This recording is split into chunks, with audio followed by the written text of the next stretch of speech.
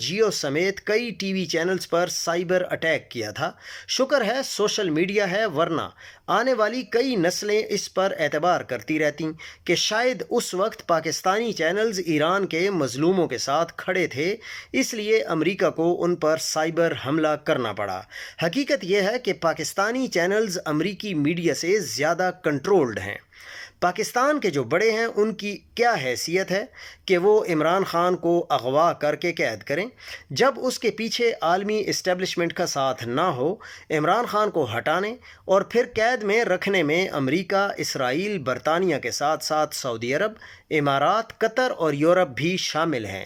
عمران خان مغرب کے مفاد میں نہیں ہیں اور عرب بادشاہتیں سوچتی ہیں کہ عالمی دنیا میں ایسا رہنما نہ آئے جو ملک میں حقیقی اسلامی جمہوریت لائے اور ان کی بادشاہتوں کو خطرے میں ڈال دے۔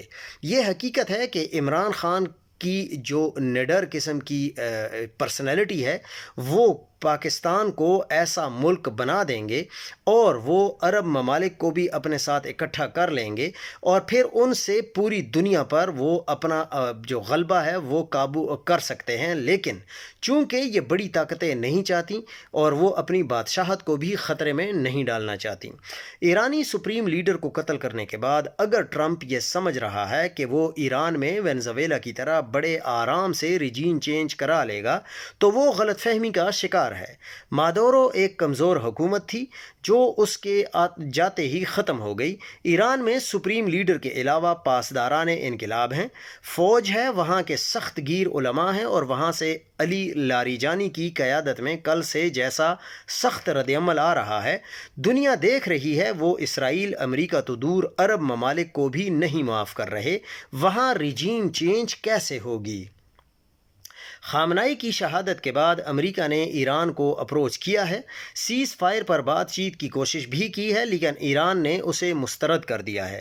ایران کی پاسداران انقلاب نے کہا ہے کہ اب کوئی بات چیت نہیں ہوگی، صرف جنگ ہوگی اور وہ خامنائی کی شہادت کا انتقام لیں گے۔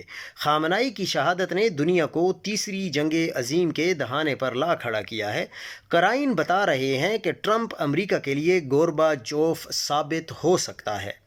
سید علی خامنائی کی جو شہادت ہے اس کے بعد امریکیوں نے جن مقاصد کے حصول کا سوچا تھا یا دعویٰ کیا تھا وہ ہم جیسوں کو پورا ہوتا ہوا نظر نہیں آ رہا۔ کیا رجیم چینج ہو جائے گی؟ ہرگز نہیں، کیونکہ وہاں وینزویلا کی طرح کوئی صدر یا پاکستان کی طرح کوئی ایک بڑا بطور فرد واحد سیاہ اور سفید کا مالک نہیں ہے کہ اگر وہ بدل جائے یا خرید لیا جائے تو باقی سب کچھ